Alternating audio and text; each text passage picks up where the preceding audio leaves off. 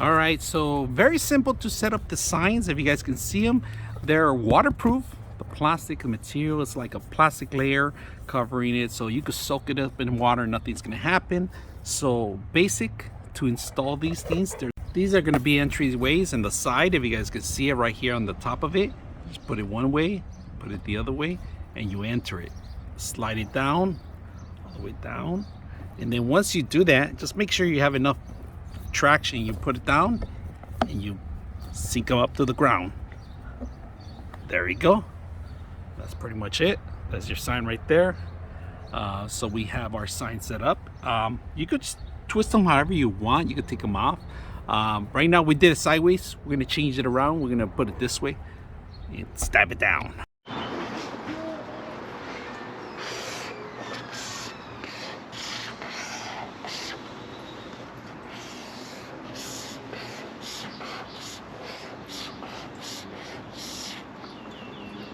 Very simple to write, easy.